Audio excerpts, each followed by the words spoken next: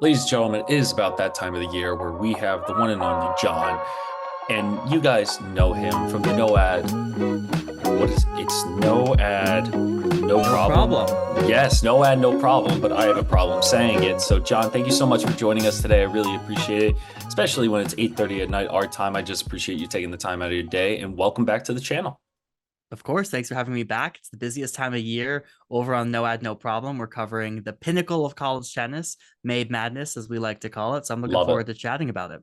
Absolutely. And so far, we've gotten to the Sweet 16, and we have the Sweet 16 for both the men and the women. And it's coming down to Stillwater very, very soon. And where where can we start with this? What's the biggest eye catcher or biggest news from the tournament so far that you have found captivating? Well, I think the biggest storyline this year is Stillwater. By Hmm. chance, we are hosting this event in Stillwater, Oklahoma at Oklahoma State University. They were supposed to be the host in 2020. That, of Hmm. course, got canceled. They are now hosting in 2024, and their women's team is the undefeated number one team in the country. They don't have to leave Stillwater during the NCAA tournament. And so that certainly is a top storyline. If they were to go on and win this tournament and remain undefeated, be the first undefeated team on the women's side since 2006 Stanford. So they are Wow. certainly chasing history there in Oklahoma State.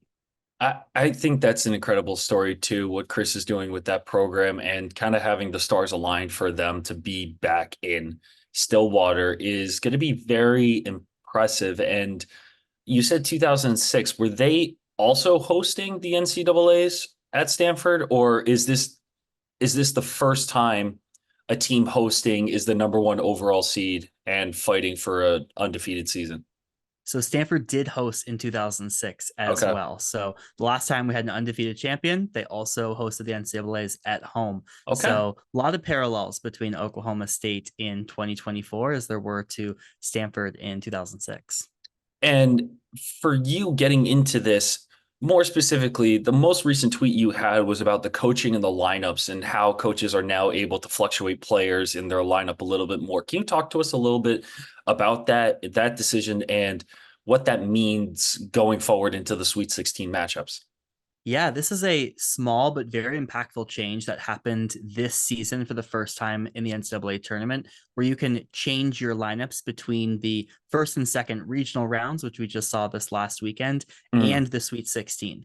And so what happens is that prior to the draw coming out, coaches will submit their lineups, then coaches will protest the lineups, and then you're locked in for the first two rounds. This year, Today's video is sponsored by the Universal Tennis Power Subscription Service, which allows you to see every decimal of someone's UTR rating when you're playing them to get a better understanding of where they are in terms of level. The Power Subscription is not just for looking at numbers, it's also for great discounts on amazing companies like Fabletics, like Tennis Warehouse, and many other companies. Now, you can check them out using the link in the description below. however, after those first two rounds, you can resubmit your lineup and it Wow. can get protested again. Mhm. But why this is so important is because teams know exactly who they're facing in the Sweet 16. And so if there are potential matchups you like better, that's absolutely going to come at play. Now, again, all contingent upon being protested, but you saw a Mhm. lot of coaches take advantage of this for the first time. And by protesting, for those of you that may not be familiar with that, in terms of protesting, what does that mean for a coach, or what does that mean for a lineup? Yeah, so let's say our two teams are playing each other in the Sweet 16. We both will look at each other's lineup. And if I think you've listed someone at one who should really be at two, or vice versa, I can submit a challenge, essentially a protest to your Hmm. lineup and say, hey, here's the reason why I think these players should be in this order. This is my evidence. And then you have a chance to respond to me and say, Hmm. hey, this is the evidence. And then the NCAA committee in this case would make the ruling on which lineup you have to play by. And this happens frequently, correct? Well, so during the regular season, this will happen typically every weekend prior to the Hmm. regular season matches. You'll resubmit your lineup. Now, in NCAA's tournament, it hasn't happened other than one time. You just submit your lineup. Hmm. After that, it's set. Now we're Hmm. actually getting three opportunities to protest and challenge. One is for the initial lineups. The second is before the Sweet 16. And then we will have another chance for coaches to resubmit their lineup before the final site. So there's a lot of lineup changes that could be happening. Oh, 100%. And one thing you brought up earlier this season when Carson Branstein came back to Texas A&M, there was some interesting parallels to why Carson would play one or two over the number one overall player in the country with Mary. What would that mean, and what did that change to a Texas A&M team that already is kind of a powerhouse right now and probably one of the favorites to possibly dethrone Oklahoma State? What does that mean for a team, and how did she kind of blend right back into the lineup with them? It was a massive announcement that after playing on the Pro Tour for the past 9 months, this academic season, she would be rejoining the Aggies for the postseason. Mm-hmm. And Texas A&M submitted her at number 3 in their Mm-hmm. lineup, behind number 1 in the country, Mary Stoyana, a top 20 player in Nicole Kieran at number 2. Mm-hmm. In this case, that was for the SEC tournament. SEC A certain SEC coach, we don't know who, protested. And Mm-hmm. then in this case, the way they deal with it in the SEC tournament is that the coaches vote. And in this case, the Okay. coaches unanimously voted that Carson should be at number 1. So for the duration of the SEC tournament, Texas A&M played Carson at number 1.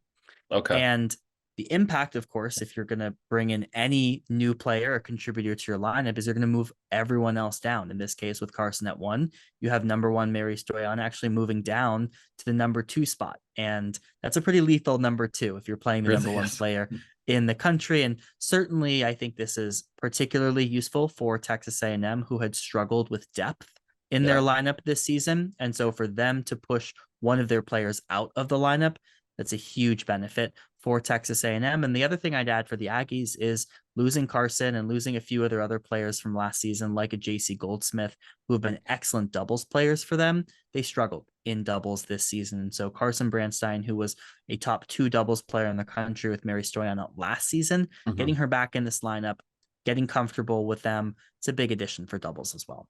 Well, because now Mary's, like you said in your tweet, Mary's going up to 1, Carson's going to number 2, and regardless, that's still a strong 1-2 lineup. And I'm not going to say it's like a guarantee, but you look at that and you go, how do I compete, or how do I match up against the, probably if Carson played all season, she would be in that maybe top 10, top 5, even conversation of the rankings. How do you compete with that as a player, or a team for that matter? Because as of right now, they are playing North Carolina in the second round. In the Sweet 16. But yeah, Yeah. it's certainly a marquee match. You compete by having home field advantage there for North Carolina, right? They're going to be playing that match in Chapel Hill, and North Carolina has a former number 1 player in the country as well, in Fiona Crawley, who qualified for the US Open this past season. So they are just as strong at the top of their lineup. But yeah, it adds a lot of depth. It adds experience to this Texas A&M roster. And I would say across the men's or women's brackets, this Sweet 16 match, Texas A&M at North Carolina, hands down the most anticipated round of 16 match.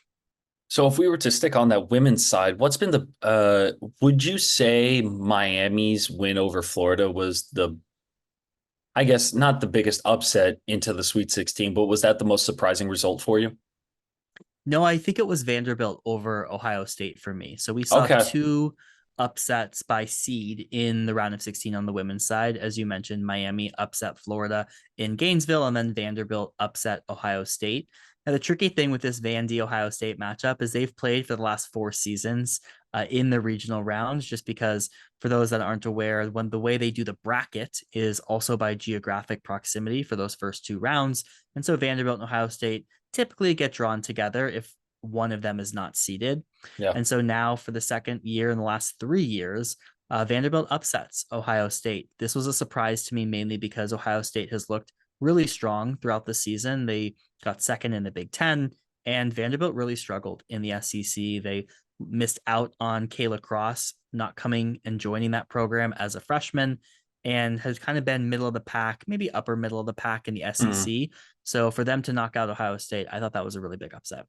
Well, they've already had a couple of players ranked inside the top 100 for their singles ranking and for doubles. So they have talent, and kind of like on the men's side, they're a sneaky SEC team in my opinion because they do have talent. It's just whether or not all of them play their best match on that day. And that's what they did against Ohio State. And now they're playing against who is it, Virginia, and that's going to be a tougher matchup for them. Yeah, that's going to be a tough matchup. But you're right about Vanderbilt. This is a team that has struggled with injuries as well. So maybe you don't get all of their top six Mhm, singles players at the same point in time. Have a mhm, few players, particularly Celia Belmore at the number one position, who has really big weapons. And sometimes mhm, those big weapons might go off, although she has been really excellent for them. It's going to be mhm. a tough Virginia team who is very solid 1 through 6. And this Virginia team's only lost to two teams all year, Michigan and North Carolina. So they have been very solid week in, week out. So maybe I missed your predictions, but who is your final two for the women's bracket? Oh, I don't know if I shared my full predictions publicly. I am going Okay. to say we are going to get a North Carolina Stanford final. Really? You don't think Oklahoma State can do it in the semifinals? They absolutely can do it. I Yeah. think there's one thing Oklahoma State hasn't done this season, and that's beat North Carolina. And I think of the teams that Oklahoma State does not want to see, it's North Carolina, mainly because every single player pretty much on that North Carolina team has won an NCAA Yeah. title. They're the defending champions. Now, it's going to be a huge ask for North Carolina if they do, in fact, face Oklahoma State in the semifinals.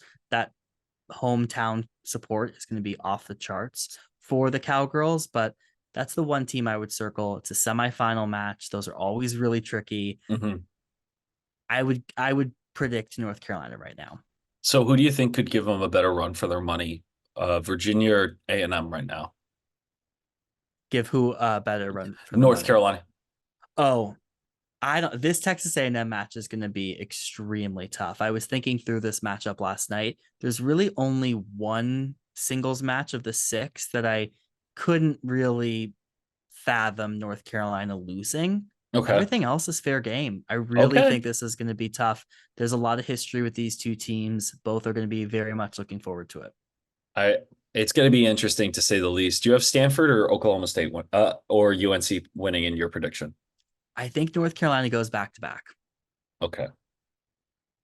And how many titles does that make North Carolina in the last 5 years? Is that just two if they Just win this two. one? Yeah, Just two? last year was Wow. their first one. Oh, wow. Okay. So, in terms of the women's bracket, we kind of touched on everything that I wanted to talk about. Now, for the men, this is interesting because this entire year it's been one team. Even during ITAs, it's been Ohio State. We've had a lot of interesting matchups. You! Please subscribe. Thanks. To say the least, coming into this. And honestly, and I talked to someone today about it, and the tightest match that I could see with an unseeded team is the Stanford Wake Forest matchup. And that matchup to me in the Sweet 16 is going to be the one to circle or to highlight because while Wake Forest has been consistently a top 10 team this year, Stanford's coming out swinging and hard too, and everyone's playing well.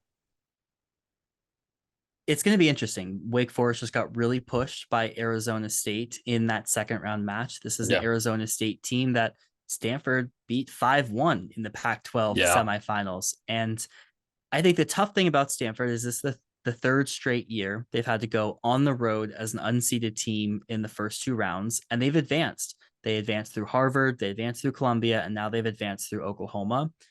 It is so tough for a Stanford team to fly out to Oklahoma, fly back to California, fly out to North Carolina, and get it done for one match. Yeah. So it's possible they have the talent on paper to do it. And of the top 8 teams they could be getting, I think this is definitely one of the more winnable matches for Stanford. I'm very fascinated to see the matchups.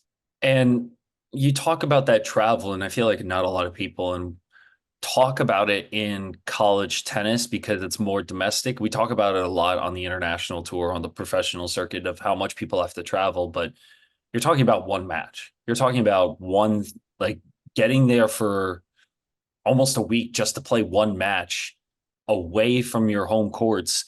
And when you think about that, it's a lot more stress to put on yourself and your body just to travel out west, because now we're seeing it with all the conferences merging. And we talked about it, I think, the last time you were here on the channel, with the conferences becoming bigger and a more wide variety of teams rather than just being in one section.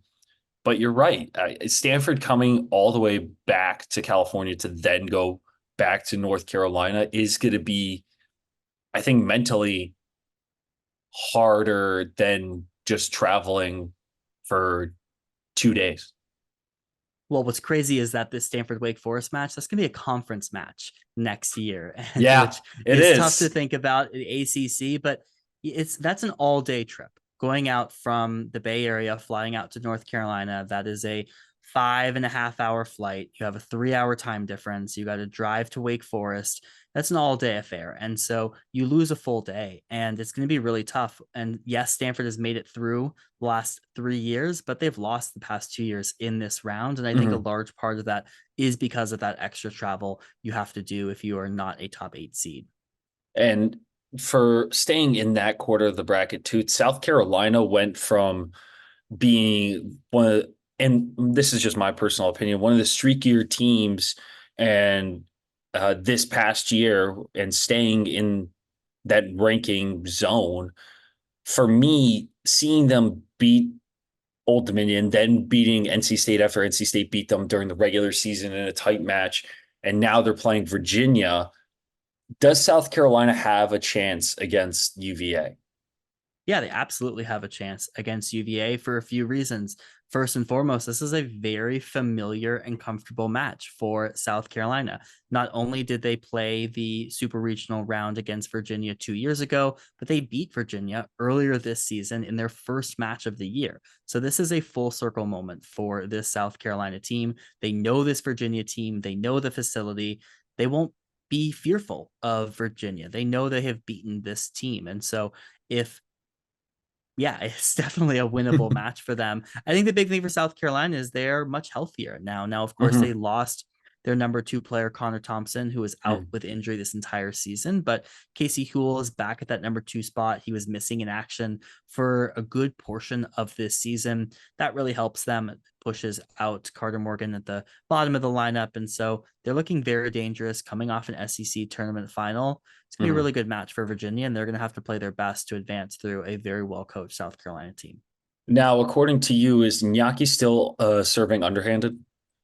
He is not serving underhand, although we did Okay. see that indoors earlier this year, which was quite the Herculean feat to win some matches serving underhand here Mm. at the number. I think he was at 3 at that point in time, Yeah, but he either way, was just 3 against Duke during the ITAs when I was there. So yeah. So that no, he is was serving overhand wild. now, which it is much better. Much better and more comfortable, I would say the least. And were you surprised? I wasn't surprised, honestly, when Memphis beat North Carolina in that first round matchup. I was actually happy to see Memphis, especially with that program and what they're trying to build down there. That was a fantastic win and a step in the right direction for them.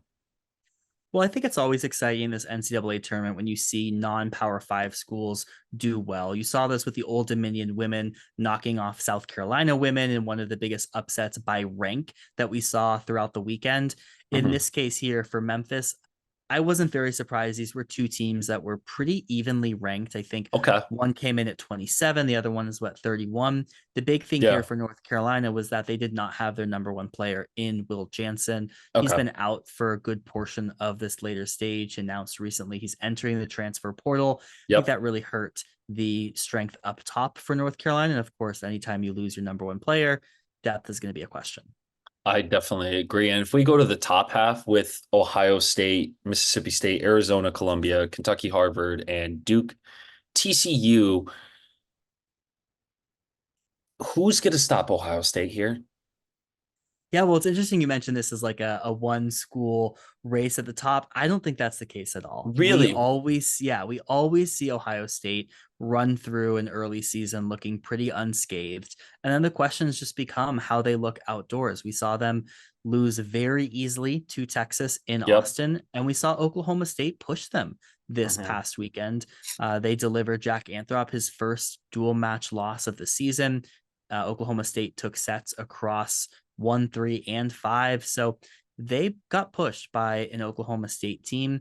Now, I do think this draw is pretty favorable for them. Of the top 16 seeds that they could be getting, Mississippi State probably not that threatening in that round of 16. But I'll tell Mhm. you what, the hot pick this season would be for Arizona State to go to Stillwater and upset Ohio State in that quarterfinal match. I think that is the match a lot of people are circling, and the ones people would say that has upset potential written all over it. You mean Arizona, correct? Just Yes, confirming. in the quarterfinal. Yep. Yes. Okay.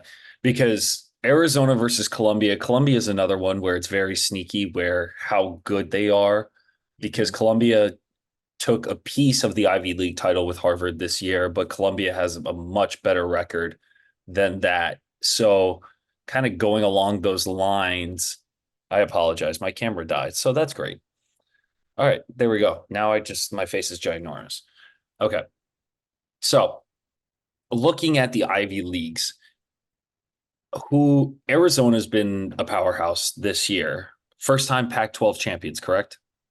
First time Pac 12 tournament Tournament champions. Yes. champions. Okay. So you have Arizona playing against Columbia and Kentucky playing Harvard. Which Ivy League team has the better chance of making it through? That's a really good question.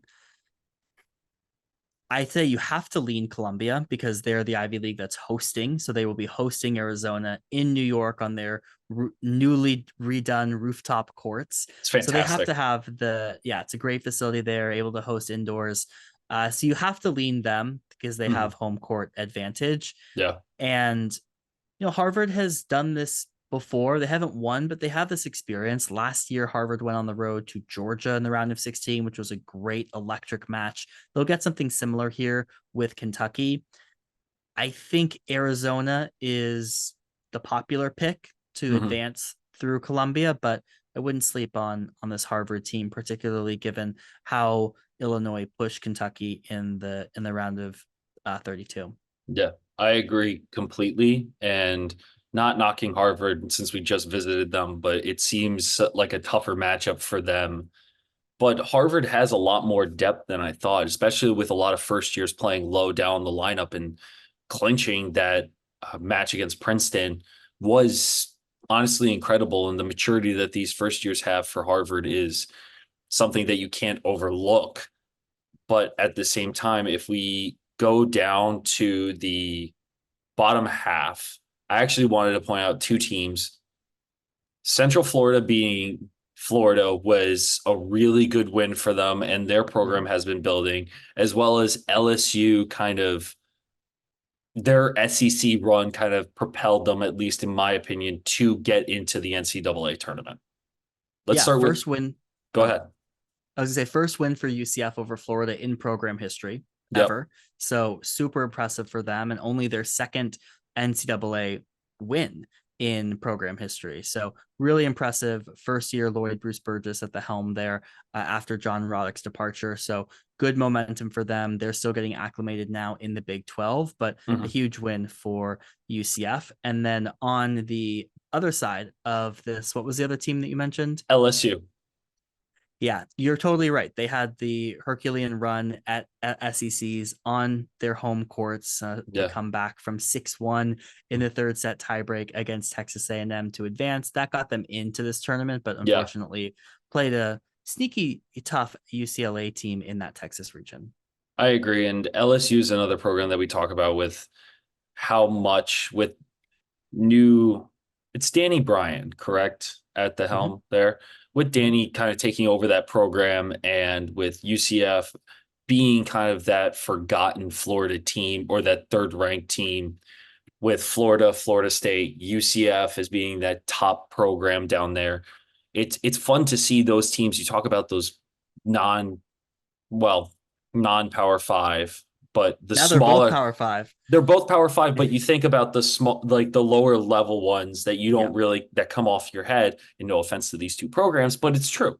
So it's great to see that. And then the last thing I wanted to talk to you about with the Sweet 16 going on and today being the transfer portal to get a bigger scope of it, a lot of players have announced they're going into the transfer portal.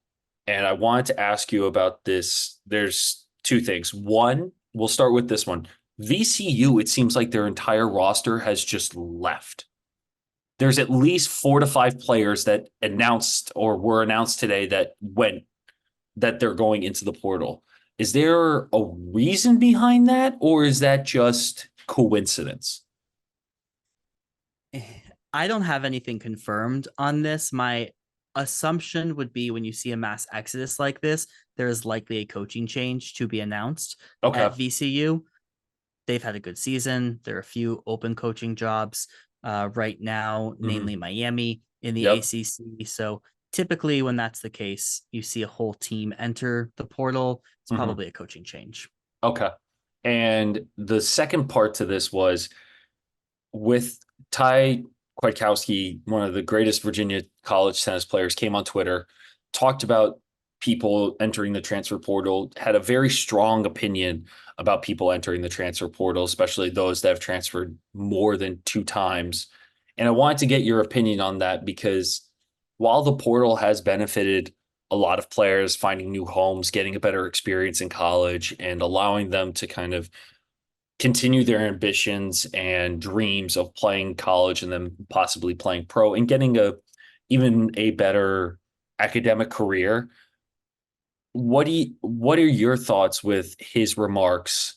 Because it seems to go back and forth on who you ask. Well, I didn't see Ty's full remarks, but I saw the gist of it. And it's a complicated topic. And you're right that depending on who you ask, you're going to get very different opinions on the transfer portal. Look, it's a little rich coming from someone who was able to three-peat and win the NCAA singles title, coming from a team that was competing year in, year out, who comes from a relatively well-off background and who was playing tennis prior to the NIL era. Mhm. Other players are not in that situation or don't come from that background. Mhm. And so I understand the criticisms of a lack of loyalty or, hey, you're leaving when the going gets tough. I understand all of those criticisms. The other reality is that these players need to put themselves first. Yeah. And these coaches are also jumping at the next best offer. And Yeah. if you are a player, the reality is that the landscape is changing so rapidly. And so what you might have been looking for 2 years ago or what schools could have been offering you 2 years ago look totally different than what they are today. And so if that means setting yourself up for a pro career because of an NIL opportunity, getting yourself a master's degree at a more prestigious institution, you need to be setting yourself up for success. You need to be looking out for you. Not Mhm. every school, not every opportunity is going to be one that is the perfect fit. So I get that there's criticism, but I also think you would almost be doing yourself a disservice not to explore what those opportunities are. Do you think there should be a limit?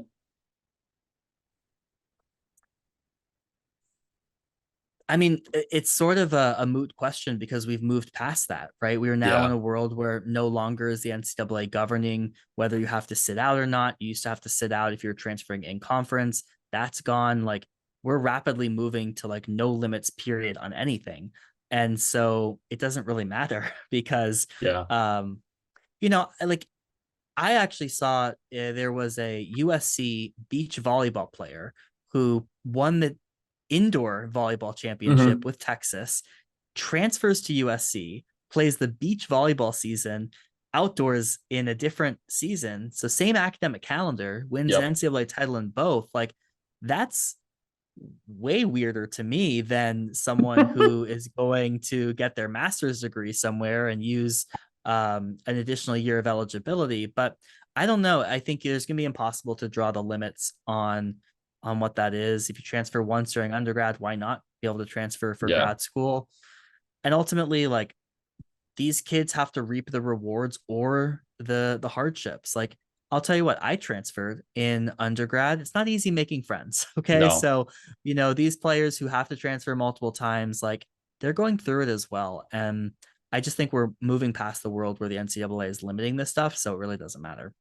It it doesn't to that degree, and I also think when it comes to transferring that many times, especially in college sports, you see it all the time in basketball and football. You see it all in these bigger, more revenue streaming sports. But then when you talk to tennis players that have to uproot their entire family or their family that's living in a different country, like that's different because then you also have to talk about the amount of money or the amount of scholarship money that teams are willing to offer because it's never going to be easy finding another school that's going to offer you the same amount. But what if you have a coach that doesn't believe in you, but they gave you the most amount of money to go to their school and have a scholarship? So there's a big difference between having a choice or following the money. And in tennis, I feel like it's a lot harder to do that rather than any other sport. Well, I think one thing people forget is that transferring in tennis has always been pretty prevalent relative to other sports. Prior to the like portal era as we know it, Mhm. transferring in tennis was one of the most common sports where people transferred. And I think a large part of that, particularly on the men's side of things, was because of the scholarship cap. You have 6 players in singles, only have 4.5 scholarships you can spread around. And so people were looking for opportunities to ensure they're not in debt when they graduate if they're playing Yeah. tennis. So this is not new in college tennis. And if anything, I think we're better equipped to be handling transfers because it's been something that's happened in the past. The new part is the additional money outside of the scholarships. And I think you do have a lot of players who are looking to figure out how they can supplement and ensure that they maybe aren't graduating with debt. And that might mean moving around a little. And I think that's the toughest part about it. And when you have also when this is happening during the NCAA tournament, it's like it's like trades happening in the middle of the playoffs and people Yeah. being traded during a game. Like imagine you are still playing, you're in the Sweet 16 and then you announce you're transferring. Um first year from Stanford. Elena Uh Yu, yeah, she's from the Midwest, Ohio. right? Yeah. Ohio. She announced that she's going into the transfer portal and they're playing their Sweet 16 match, what, on Friday?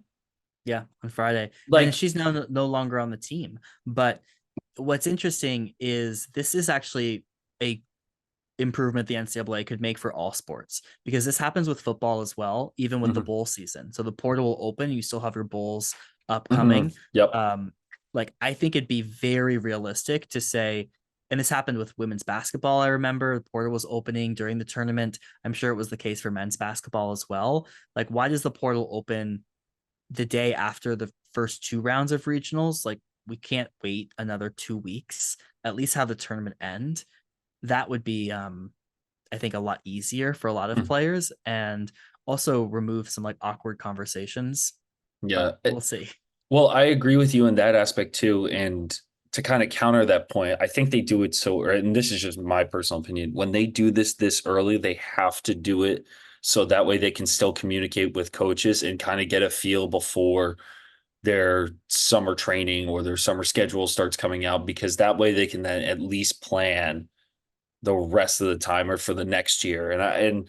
And that just may be a theory, but I agree with keeping it to later, but I also want or see the players trying to get prepared earlier rather than later. You're not going to talk to a coach and commit in the beginning of August when you don't know exactly when it's going to happen. You're going to commit early enough so that way you can start reaching out to players, you can start reaching out to coaches, you can find out your dorm, you can find out where you're living.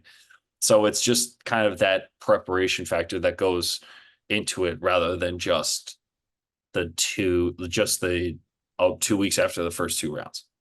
Yeah, that's fair. But we are talking a matter of time of 2 weeks, right? Yeah. So I don't know if it would be the end of the world. I also don't know if it's the end of the world that's happening now.